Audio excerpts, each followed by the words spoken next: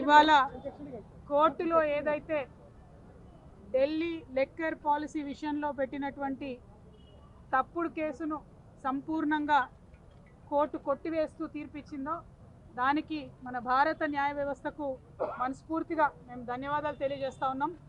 ఎందుకంటే మేము మొదటి రోజు నుండి చెప్తూ ఉన్నాం, ఇందులో ఎక్కడా కూడా ఏమాత్రం సంబంధం కూడా నాకు లేదు, నేను ఒక కడిగిన ముత్యంలాగా బయటికి వస్తానని చెప్తూ వచ్చాను. అదే ఇవాళ కోర్టు ద్వారా నిరూపణ అయింది.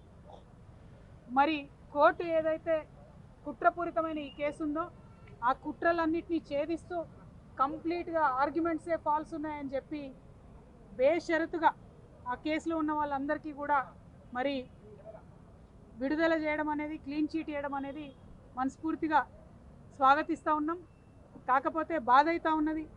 ఎందుకంటే ఒక్కొక్కరు సంవత్సరన్నర కాలం నేను స్వయంగా 5.5 నెలలు కుటుంబానికి, పిల్లలకు అందరికీ దూరంగా ఉండడం, ఆ బాధ, అవమానం, జరిగినటువంటి వ్యక్తిత్వ హననం, అవన్నీ కూడా ఎన్ని కోట్ల రూపాయలు ఇచ్చినా అది తిరిగి వచ్చేటటువంటి విషయం కాదు.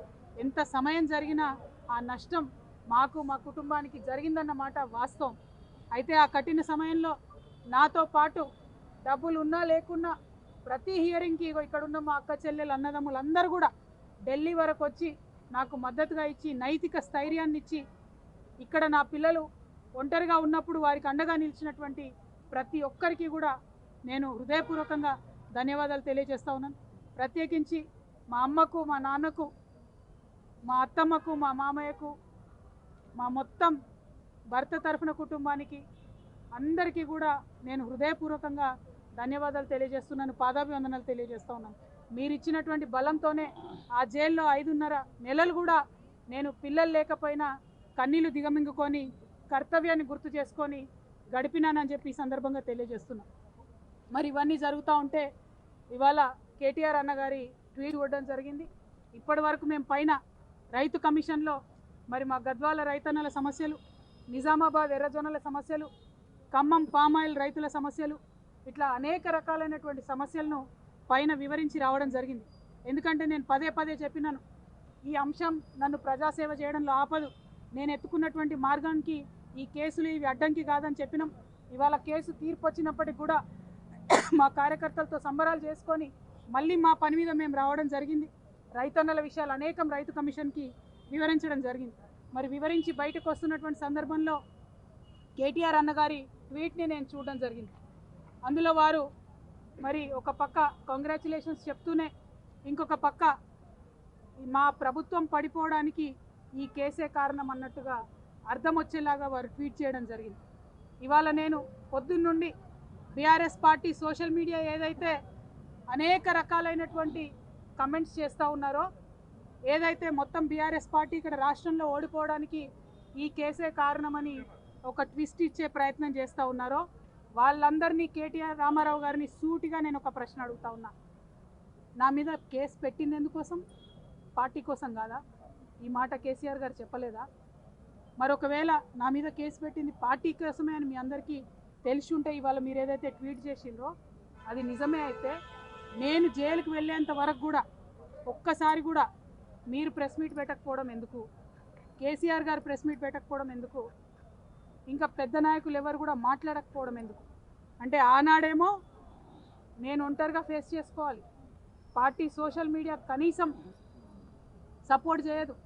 ఆనాడు బీజేపీ సోషల్ మీడియా అంతా నేను అత్యంత పవిత్రంగా 9 రోజులు అన్నం మెతుకు తినకుండా బతుకమ్మ చేసే వ్యక్తిని నేను.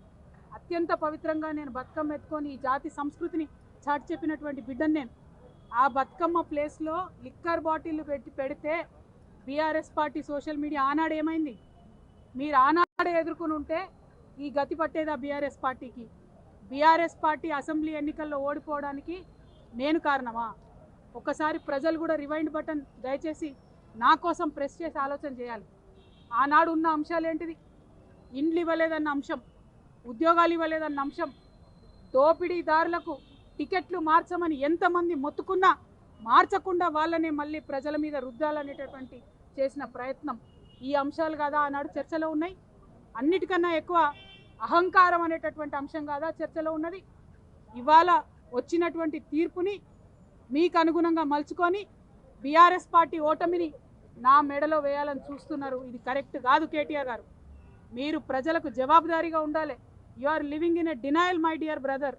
accept the fact, understand what has happened during that election, take steps accordingly, fight it out in people. Do not blame me for this. Whereas the party supported me 3 years of the cases, did party social media support me? ఇవాళ పొద్దున్న నుండి సన్నాయి నొక్కులు నొక్కుతున్నారు. పెంపకానికి వచ్చిన court తీర్ప ఏందో అడ్డమైన రాతలు నేను ఆ సోషల్ మీడియా చూడను. దీనివల్లే బీఆర్ఎస్ ఓడిపోయింది అంటున్నారు. మరి ఎందుకు మాట్లాడలే?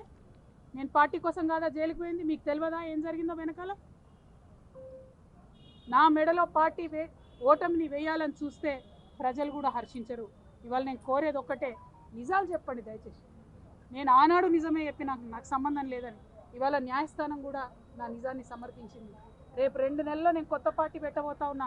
ఆ దేవుడు ఆశీర్వాదంగానే ఇవాళ తీర్పు వచ్చిందని చెప్పి ఓడిపోతే ఒప్పుకునే ధైర్యం ఉండాలి. నిజామాబాద్లో నేను ఓడిపోయినాడు ఒకటే మాట చెప్పిన, ప్రజలు ఇచ్చిన ఏ తీర్పునైనా శిరసావిస్తా అని చెప్పిన తప్పితే కారణాలు వెతకలేదు. ఇవాళ వచ్చిన తీర్పుని దీనివల్లనే ఓడిపోయిందని చెప్తున్నారు. అన్న రాసిన ట్వీట్లో, రామన్న గారు కేటీఆర్ గారు రాసిన ట్వీట్లో కేజ్రీవాల్ గారి ప్రభుత్వం ఓడిపోయిందన్నారు. ఓడిపోయి ఉండొచ్చు, అక్కడ సంగతి నాకు తెలియదు. కేజ్రీవాల్ గారు అరెస్ట్ అయినాక ఎన్నికలు వచ్చినాయి. ఇక్కడ నన్ను అరెస్ట్ కాకముందే ఎన్నికలు వచ్చినాయి. మీరు ఫ్యాక్ట్స్ని ట్విస్ట్ చేసి సోషల్ మీడియాలో మాకు పెద్ద ఆర్మీ ఉంది, పేడ్ బ్యాచ్ ఉంది, నేను ఏది మాట్లాడినా నడుస్తుంది చెల్లుతుంది అనుకుంటే ఆ రోజులు పోయినాయి. దయచేసి నిజం చెప్పండి. నాకు ఆర్మీ లేదు, గిర్మీ లేదు, నాకు ఉన్నది గివిలే. అబ్బా, ఈ పిడికెడు మందితోనే ఈ రాష్ట్రంలో ఒక కొత్త రాజకీయ ప్రజల పక్షాన నిలబడి పని చేస్తాం. కానీ చేతులు జోడించి తెలంగాణ ప్రజలకు మాత్రం ఒకటి విజ్ఞప్తి చేస్తున్నా. ఒక ఆడబిడ్డ కష్టంలో ఉన్నప్పుడు అడ్డమైన పేర్లు పెట్టి, అడ్డమైన టైటిల్స్ పెట్టి, సోషల్ మీడియాలో నాలుకకు ఎంత వస్తే అంత మాట్లాడినటువంటి అడ్డగాడిదలు మాత్రం సమయం వచ్చినప్పుడు బుద్ధి చెప్పాలని ప్రార్థన చేస్తూ మీ అందరి దగ్గర సెలవు తీసుకుంటున్నా. Thank you. జై తెలంగాణ, జై తెలంగాణ, జై జాగృతి.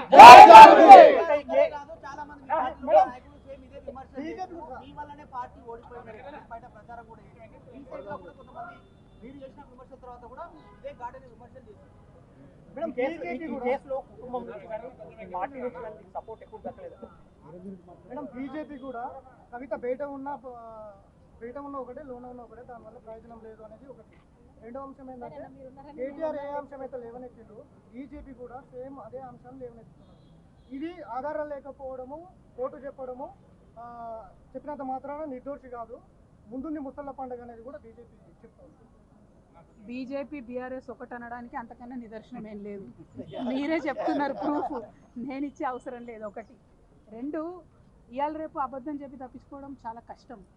ఇదే బీఆర్ఎస్ పార్టీ సోషల్ మీడియా నా మీద ఎప్పుడైతే భారతీయ జనతా పార్టీ ప్రభుత్వం కేసు పెట్టిందో ఆనాడు రెస్పాన్స్ ఎట్లుందో చూడండి ఒకసారి దయచేసి. నేను చెప్పేది ఏం లేదు కదా, సపోర్ట్ చేసిందా చేయలేదా అన్నది మీకే తెలుస్తుంది. నేనైతే సోషల్ మీడియా ఆనాడు ఉన్న ట్వీట్లు చూడండి, ఈనాడు వస్తున్న ట్వీట్లు చూడండి. ఒక పార్టీ ఓటమికి ఎందుకు గురైందని నిష్పక్షపాతంగా, నీతివంతంగా ఆత్మవిమర్శ చేసుకుంటే ప్రజలకు మంచి జరుగుతుంది. అట్లా కాదు ఒక వ్యక్తి ద్వారా ఓడిపోయిందంటే మరి అంత వీక్ ఉందా బీఆర్ఎస్ పార్టీ? కేవలం నేను తప్పు చేస్తే ఓడిపోతుందా? అంటే అసలు ఓటమి నా మెడలో వేయాలని ఈ తాపత్రయం ఎందుకు? ఏంది ఇది? అంత పెద్ద పార్టీ, తెలంగాణ రాష్ట్రం సాధించిన పార్టీ, అరే ఒక వ్యక్తితో మొత్తం ఓడిపోతుందా? ఏం లేవా? మీరు మళ్ళీ ఒకసారి ఆనాడు జరిగిన మొత్తం అసెంబ్లీ పోల్స్లో జరిగిన చర్చ అంతా చూడండి. ఎక్కడ కవిత పేరు ఉండదు. డిస్కషన్ ఏం జరిగింది ఆనాడు? Double bedroom houses, jobs, Pravallika పాప ఇష్యూ డిస్కషన్ అయింది ఆ రోజు. కవిత ఇష్యూ కాదు ఆ రోజు. ఎంపీ ఎలక్షన్కి వచ్చేసరికి సీన్ మారింది, అప్పటికే నేను జైల్లో ఉన్నా. అంటే ఈ అన్ని ట్విస్ట్ చేసి నా మెడలో వేద్దామని చూస్తే ప్రజలు ఒప్పరు. న్యాయం గెలిచింది, దేవుడు దీవిస్తున్నాడు, అర్థమవుతుంది. ప్రకృతి మమ్మల్ని సహకరించి ముందుకెళ్ళమని ఇవాళ ఆశీర్వాదం ఇచ్చినట్టు అనిపిస్తుంది. 2 monthsలో పార్టీ పెట్టబోతున్న తరుణంలో కేసు సాల్వ్ అవ్వడం ఏంటి, ఈ తీర్పు రావడం ఏంటి? సరే భారతీయ జనతా పార్టీ కుట్రపూరితంగా ఇంకేదో చేస్తామని వాళ్ళు మాట్లాడవచ్చు. నేను ఒకటే నమ్ముతున్నా, తప్పు చేయలేదు, న్యాయం నా పక్షాన ఉంటుంది, ఖచ్చితంగా నిలుస్తాం, ప్రజల పక్షాన్ని నిలబడతాం, కొట్లాడతాం. జై తెలంగాణ, జై తెలంగాణ.